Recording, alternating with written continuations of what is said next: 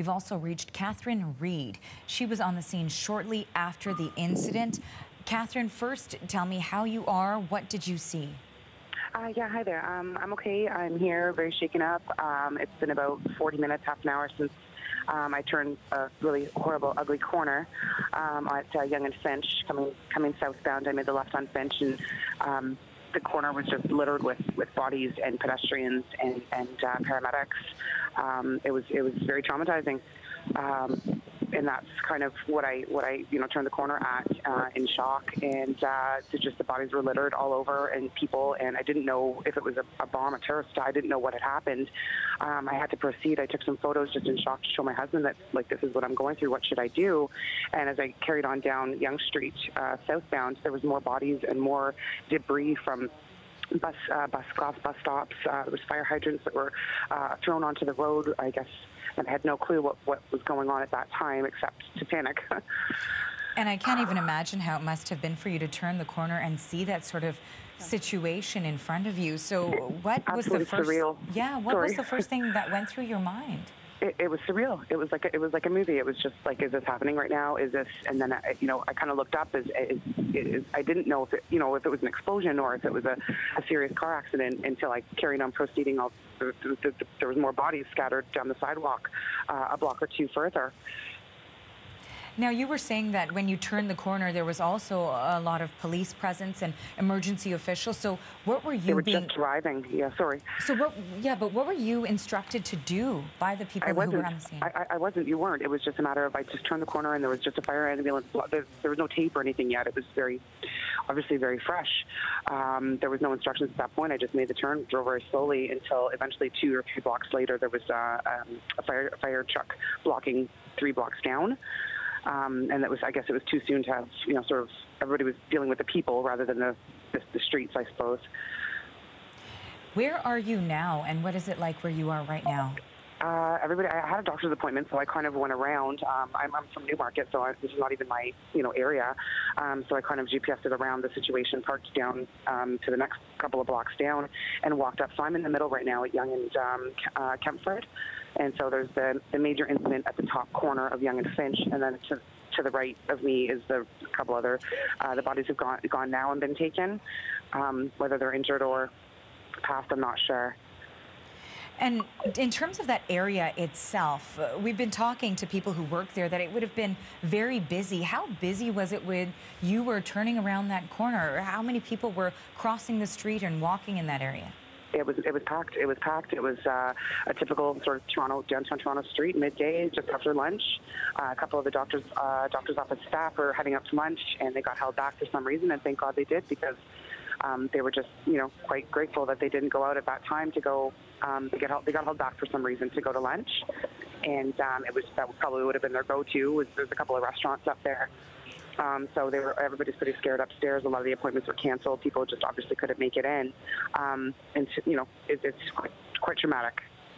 Now, you said that the first thing you did was you got in touch with your husband. What did he say to you?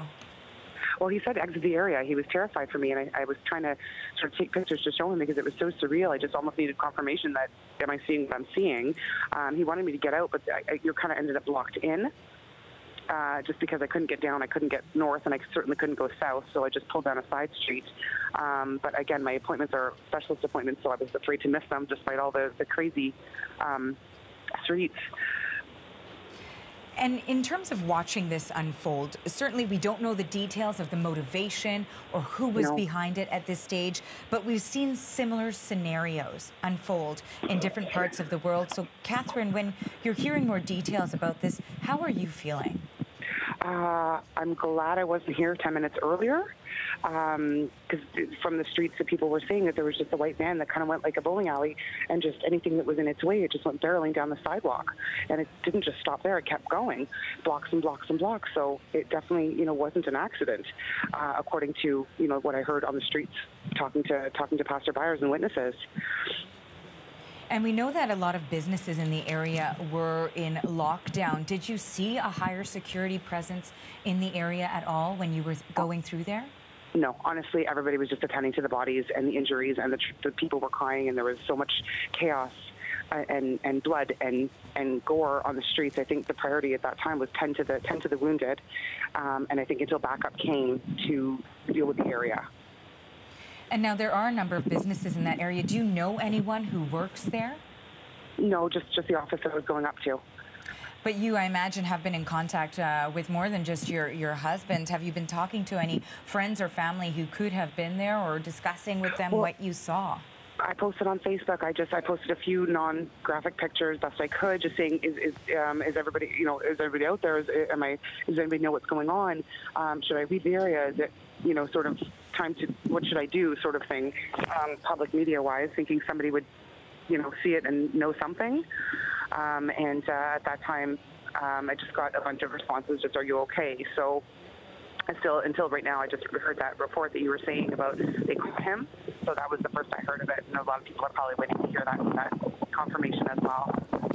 And, you had a very, somewhat gory description of what it was exactly that you saw when you turned around the corner. You said that it was littered with bodies and there was a number of pedestrians. Do you remember how many individuals you saw that could have been involved? Involved injured, or involved in what way? Involved either injured or as a part of what was happening? I could have probably counted 25 to 30 people in that collage of pictures I took on the corner when I first turned. Instinct was to grab the camera only because it was just, I don't know why. I take pictures all the time anyway. So if I could count my bodies, just helpers and pedestrians and people coming out of that bar, I guess once the reality set in and the noise or whatever, there was probably about 25 people that had, some on the ground, some helping, CPR people, the ambulances and paramedics were coming to the rescue at that time. And have you had a chance to be in touch with police also? No, I'm just kind of no, I haven't done that yet. I don't know that I will. I didn't witness the actual situation, so I didn't think I'd be much help.